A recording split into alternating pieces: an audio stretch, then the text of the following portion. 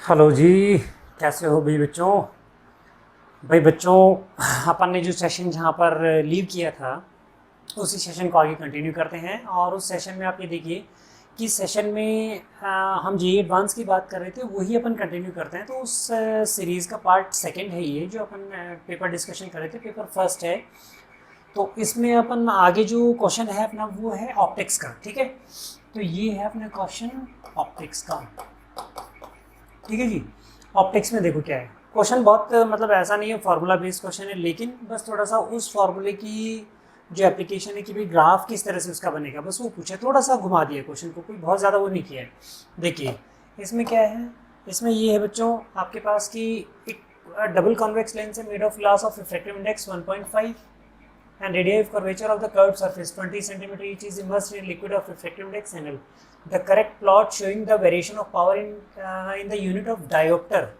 Dioptre यहाँ पर देखिए डायोप्टर दे रखा है और ये लेंस की focal radius of curvature 20 centimetre दे रखी है। ठीक है, इसका करस्पॉन्डिंग ग्राफ पूछा है। यानी क्वेश्चन ऐसा है कि आपके पास डबल कॉन्वेक्स लेंस है और ये मान लो आप रिफ्रैक्टिव इंडेक्स का लिक्विड कुछ भी डालते हो। ठीक है, तो इसकी जो पावर है वो, इसको अगर अपन चेंज करेंगे, इस लिक्विड को चेंज करेंगे तो पावर किस तरह से चेंज होगी। ठीक है, तो इसमें बहुत कुछ ज़्यादा वो नहीं करना है। इसमें क्या करना है आपको, इसमें पहली बात तो आपको ये पता होना चाहिए कि भाई पावर का फॉर्मूला क्या है। दूसरा फोकल लेंथ है लेंस की, उसका फॉर्मूला क्या है। तो सिंपल सी बात है, फोकल लेंथ का फॉर्मूला 1/f इक्वल टू कितना होता है, n glass upon n liquid -1 into 1/r1 -1/r2। और यही क्या होता है, p होता है, p इक्वल टू 1/f। इसी फॉर्मूले पे बेस्ड है क्वेश्चन है। बहुत मतलब आप कह सकते हैं कि बहुत शॉर्ट क्वेश्चन है। ठीक है, कैसे देखिए, इसमें मैं वैल्यू रखता हूँ, ये आपके पास आ जाएगा n ग्लास। n ग्लास कितना दे रखा है आपको, फिक्स दे रखा है ना 1.5 डिवाइड बाई NL, ये नहीं दे रखा, -1। 1/r1 कितना दे रखा है 20 सेंटीमीटर इंटू 10⁻⁻² कर दूँ, क्योंकि पावर डायोप्टर में पूछी अपने को। माइनस ऑफ क्या बच्चों, ये भी आपके पास इसमें माइनस ऑफ माइनस हो जाएगा 1/20 इंटू 10⁻²। ये लो जी, आपका क्वेश्चन हो गया ये 1.5/NL -1 इंटू ये हो जाएगा आपके पास, इसको ले लो आप कितना, ये 2/20 इंटू कितना हो जाएगा 100। ठीक है जी, सॉल्व करेंगे इसको आप, आगे कितना हो जाएगा, ये 10 हो जाएगा, 10 यानी 1.5/NL -1 इंटू 10। इसको मल्टीप्लाई कर दो, क्या आपके पास बच्चा लोग ये हो जाएगा 15/NL -10। ये पावर आ गया 1/।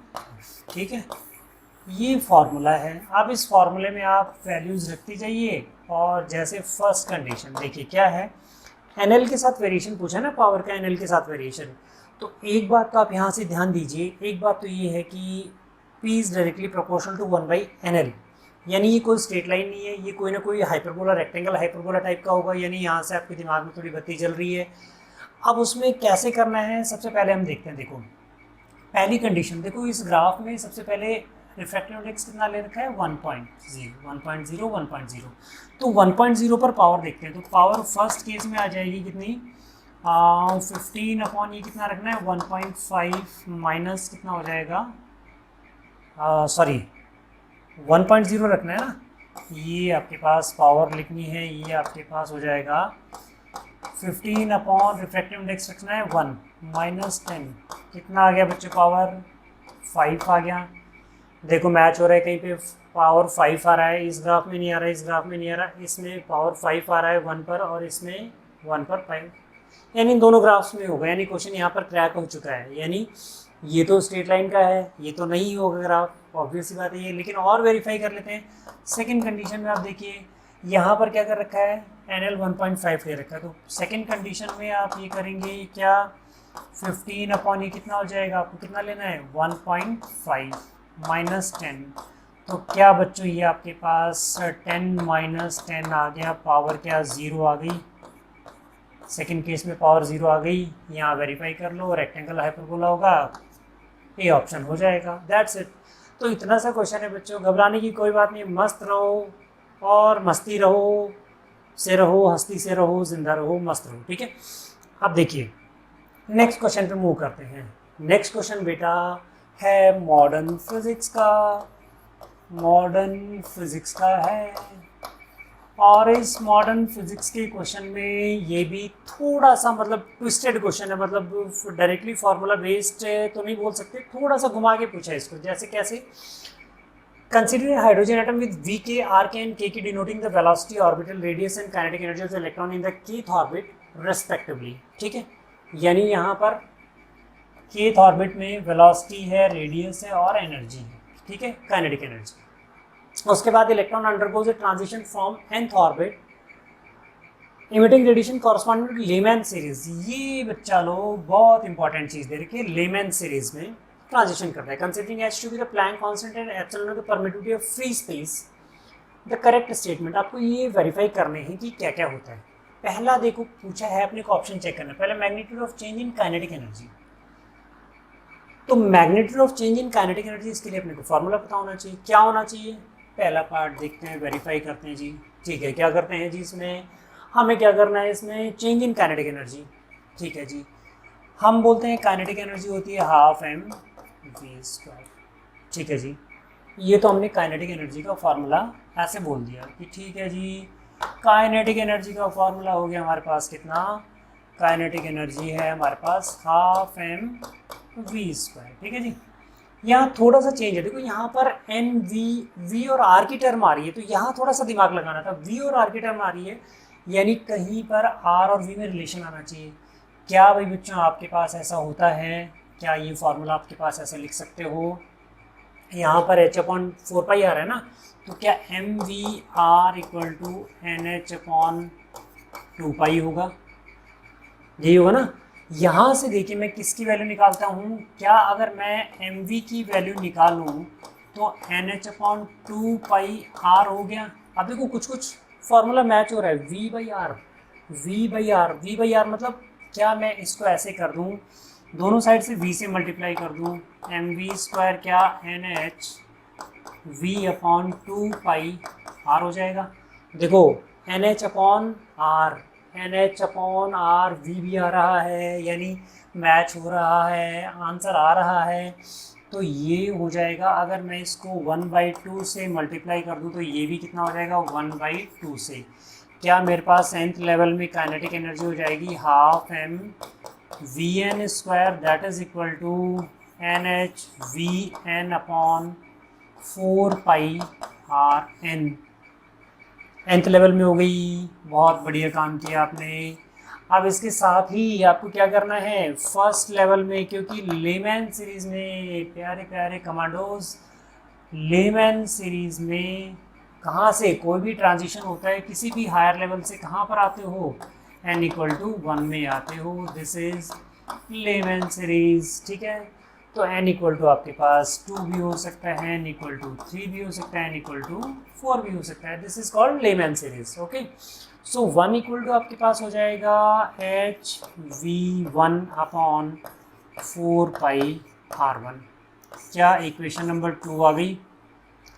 क्या बच्चों पहला ऑप्शन अपने पास आप अपन निकाल सकते हैं, पहला निकाल सकते हैं ऑप्शन। तो change in kinetic energy, change in kinetic energy होगा, change in kinetic energy you can write K final minus K initial. K final होगा बच्चा K1 माइनस के एन।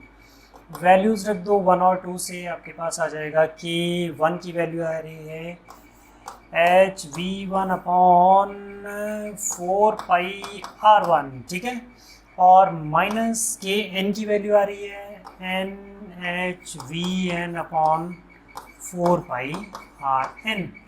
क्या कॉमन ले सकते हो, h/4 पाई कॉमन ले लिया बच्चों, V1/R1 हो जाएगा, और ये हो जाएगा माइनस h/4 पाई NVN/4 पाई Rn।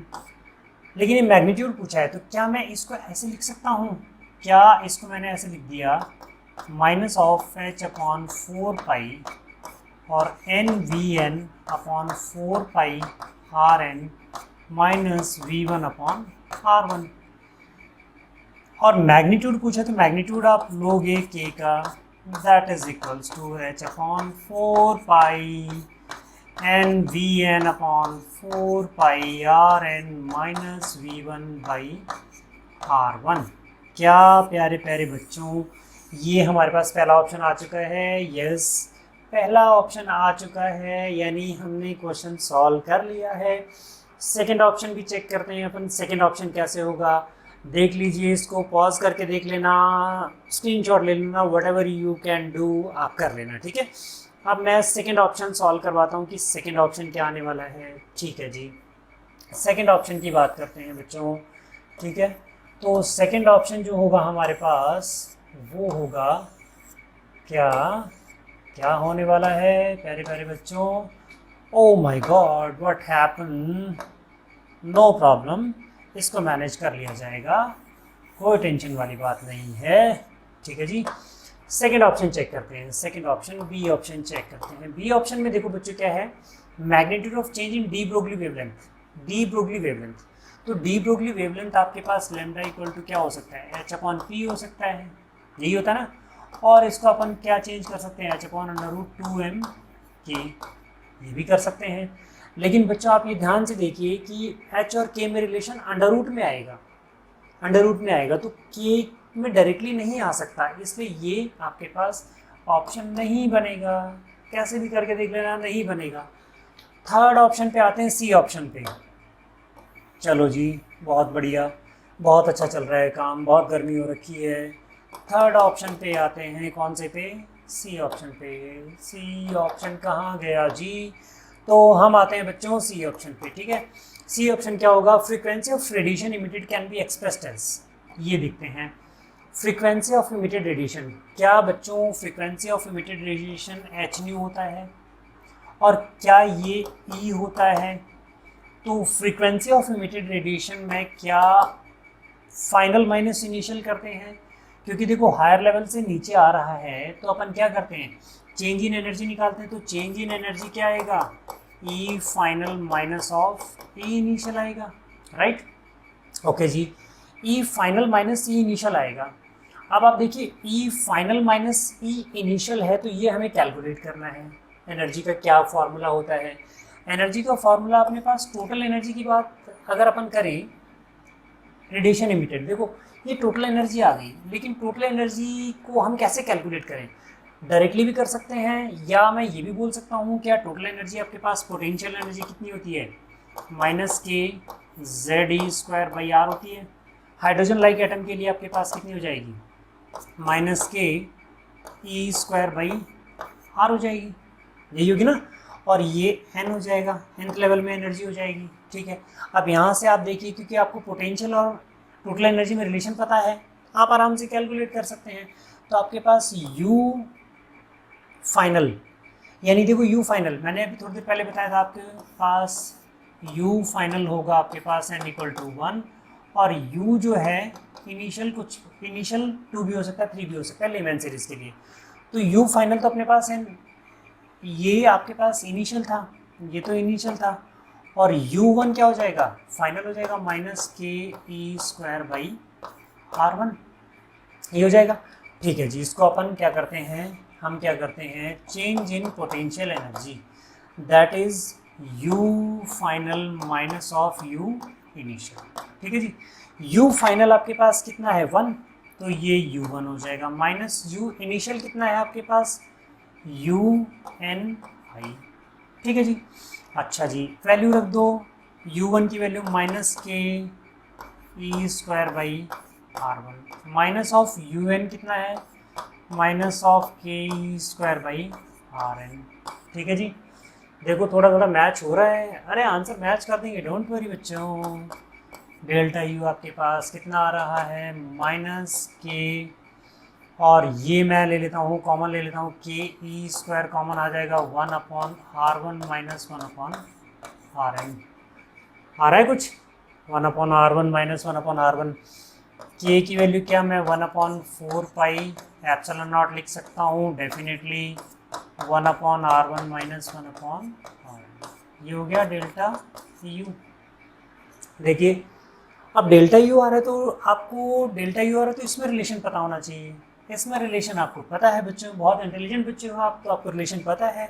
और ये आपको पता है कि आपके पास ये कितना हो जाएगा, ये टोटल एनर्जी और इसमें रिलेशन। तो क्या आपके पास टोटल एनर्जी जो होती है पोटेंशियल एनर्जी बाई 2 होती है, डेफिनेटली होती है, और नेगेटिव होती है।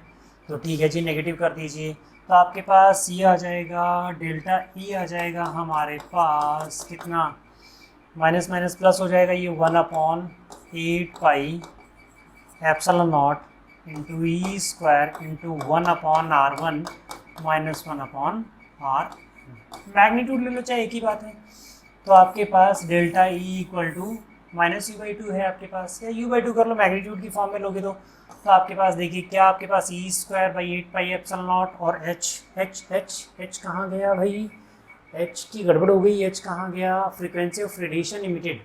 ओके, क्योंकि आपके पास एच न्यू था ना, तो रेडिएशन निकालनी तो एनर्जी आई है, तो एनर्जी आपके पास कितनी आ रही है, एच न्यू, और ये आपके पास न्यू की वैल्यू आ गई E²/8 पाई epsilon naught into H 1/R1 minus 1/R। ये बच्चों आपके पास एनर्जी ऑफ इमिटेड रेडिएशन आ चुकी है। क्या हमारा ये भी आ चुका है, ये भी आ चुका है। प्यारे प्यारे बच्चों, बहुत इंटेलिजेंट हैं आप। क्या आप ये ध्यान दे सकते हैं, magnitude of change in total energy of electron, total energy of electron, क्या ये देखिए फर्स्ट और इससे मैच कीजिए। क्या आपके पास चेंज इन काइनेटिक एनर्जी अपने के पास ये आई थी, ओके। तो अपन ऑप्शन नंबर डी और देखते हैं, ठीक है। तो इसको आप देख लीजिए, ये मैंने जो सॉल्व किया इसको देख लीजिए, डी ऑप्शन अपन और देखते हैं, ठीक है।